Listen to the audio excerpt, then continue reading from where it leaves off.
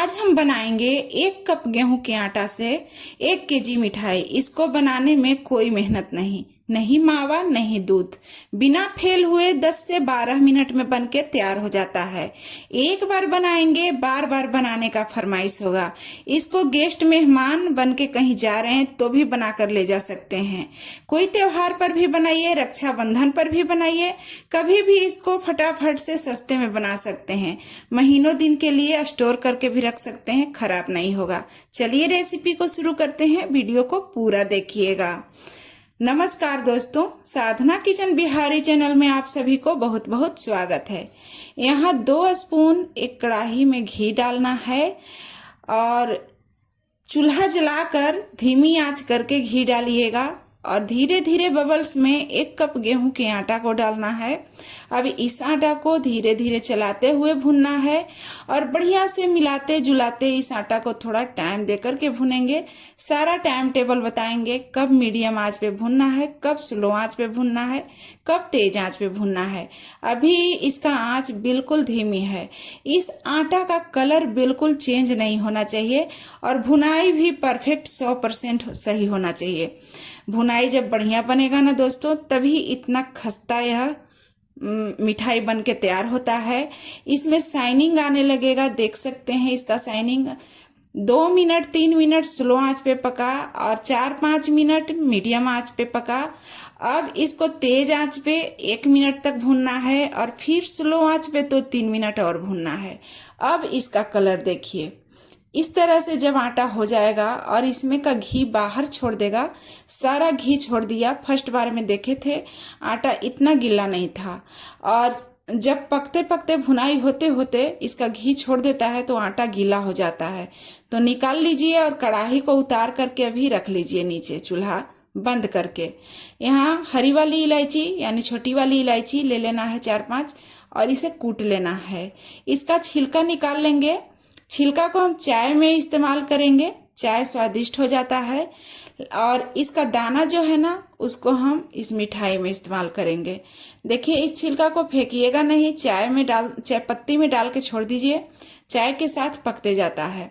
अब यहाँ मेरा आटा थोड़ा हल्का सा गर्म अब रहा है, ठंडा हो गया है। हल्का सा गर्म होना चाहिए, ज़्यादा ठंडा नहीं कीजिएगा, हल्का गर्म होना चाहिए। अब इसमें डालेंगे मिल्क पाउडर 1/2 कप। कोई भी मिल्क पाउडर होगा जो आपके पास अवेलेबल चल सकता है। अब मैं तो एवरीडे के ले रही हूँ, आप इसके जगह अमूल हो कोई भी हो चलेगा, ले सकते हैं। अब इस 1/2 कप मिल्क पाउडर को डाल करके बढ़िया से मिक्स करेंगे। 1 कप गेहूं के आटा में 1/2 कप मिल्क पाउडर काफी बढ़िया रहेगा। सही माप के साथ बता रही हूँ दोस्तों, जो आपकी भी रेसिपी इतनी ही अच्छी बनेगी। अगर इसको आप लोग 1 कप गेहूं के आटा में 1/2 कप डालेंगे तो 2 कप में 1 कप मिल्क पाउडर डालिएगा, ध्यान दीजिएगा। और 1 ही कप के माप है मिल्क पाउडर और आटा दोनों का। चीनी का भी वही कप से माप रहेगा। अब इस तरह आटा बढ़िया से फिर हाथ से मिक्स कर लेना है, दबा दबा कर। गांठ गुठली लम्स नहीं होना चाहिए, मिक्स हो जाएगा और मिल्क पाउडर में मोइन भी ऑब्जॉर्ब हो जाएगा। अब यहाँ ले लेंगे 1 कप चीनी और 1/2 कप पानी। जिस कप से आटा और मिल्क पाउडर है ना, उसी कप से चीनी भी है। मैं अक्सर वीडियो में 1 ही कप नहीं तो 1 ही कटोरी के माप बनाती हूँ सारा इंग्रेडिएंट्स, ताकि आप लोग को समझना आसान पड़े, आपकी भी रेसिपी सही बने। इसलिए मैं आप लोग को 1 ही बर्तन से माप समझाती रहती हूँ। अब यहाँ कुटी हुई इलायची जो थी उसको डालकर और इसे पकाएंगे। इसको मीडियम आंच पे पकाएंगे, ज़्यादा तेज आंच नहीं करेंगे, मीडियम आंच पे इसे पकाएंगे। धीरे धीरे यह थोड़ा चिपचिपी चाशनी बन जाता है, ज़्यादा तार वार नहीं बनाना है। देखिए इस तरह से उंगली पे ध्यान दीजिएगा। इसका चाशनी में भी क्वालिटी होना चाहिए, जैसा चाशनी मैं बना रही हूँ वैसा ही बनाइएगा, तभी इतना परफेक्ट होगा। अब हल्का सा चिपचिपी चाशनी मतलब बनी है। चाशनी को पकाते हुए टाइम लगा है 5 मिनट 6 मिनट।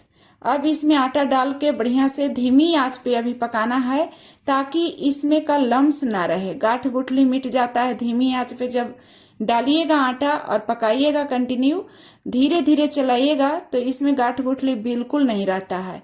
और ऐसे भी मोइन और मिल्क पाउडर में मतलब आटा मिल्क पाउडर में मोइन बढ़िया था ना, इसलिए घुल जाता है, कोई गांठ गुठली नहीं पड़ेगा। बिना डर के निडर होकर बनाइए इस रेसिपी को, काफ़ी स्वादिष्ट होता है दोस्तों। एक बार अगर इसको खाएंगे ना, लोग यकीन नहीं मानेंगे कि यह मावा का नहीं है और दूध का नहीं है। इतना ज़्यादा स्वादिष्ट कि इसमें आटा का फ्लेवर ही नहीं पता चलेगा। अब देखिए एक प्लेट में थोड़ा सा ले लेंगे, पकते पकते 6-7 मिनट हो गया है। अब थोड़ा सा लेंगे, इस तरह डो की तरह घुमाएंगे। देख सकते हैं गोल गोल हो रहा है ना, ऐसा ही होना चाहिए। देख सकते हैं इसका लुक, सेम ऐसा ही होना चाहिए। प्लेट में थोड़ा सा ले लीजिएगा, ठंडा करके पता चल जाएगा। अब तेज आंच पे पकाएंगे, थोड़ा खस्ता बनने के लिए ये प्रोसेस है। तेज आंच पे पकाएंगे 2 से 3 मिनट कंटिन्यू चलाकर। अब देखिए इसका कलर काफ़ी बढ़िया बन गया। और यही तेज आंच जो है ना आपका, यह मिठाई उजला यानी वाइट कलर बनाता है। लास्ट में 2-3 मिनट तेज आंच जरूर कीजिएगा और कंटिन्यू जल्दी जल्दी चलाइएगा और उतार लेना है। अब यहाँ एक पन्नी लेंगे, इस तरह से कोई भी कपड़ा का पन्नी या साड़ी का पन्नी जो होता है ना, वही लीजिएगा, आर पार दिखने वाला। अब इस पे हल्का घी ग्रीस कर लेंगे, नहीं तो रिफाइन ऑयल, और इसको निकाल लेंगे। इसको निकाल करके दोस्तों बढ़िया से मिलाएंगे हाथ से। अगर आप लोग को जलेगा तो ये प्रोसेस है बहुत ज़्यादा इम्पोर्टेंट। यहाँ इस पे मतलब पन्नी से इस तरह मिलाएंगे ना तो हाथ जलेगा नहीं, और इसे गर्मा गर्म मिक्स करना होता है। जितना ही बढ़िया इसे मिलाइएगा उतना ही बढ़िया यह मिठाई बनती है। तो इस पन्नी पर ही मिलाइएगा, हाथ नहीं लगाइएगा, और गर्मा गर्म ही मिलाइएगा। देख सकते हैं अभी भी गर्म है, मेरा हाथ लाल हो रहा है ना। अब इसको हम गोल गोल इस तरह से बना लेंगे बॉल्स। यह खुद थोड़ा अभी गीला है तो पेड़ा के शेप बनते जाएगा, लेकिन घबराना नहीं है, ऐसा ही होना चाहिए, एकदम परफेक्ट है। अब यहाँ थोड़ा सा ड्राई फ्रूट ले लीजिएगा, पिस्ता बादाम कुछ भी जो आपको पसंद हो, बारीक चॉप कर लीजिएगा इस तरह से। और इसी पे नीचे थोड़ा सा लगा के और एक लोई को लेंगे और इस तरह से थोड़ा सा ड्राई फ्रूट और डालेंगे, ऊपर से दबा के कुकीज कटर को डालेंगे बीच में, किनारी वाला हिस्सा को हटाएंगे और बीच से एक एक पेड़ा को निकालते जाएंगे।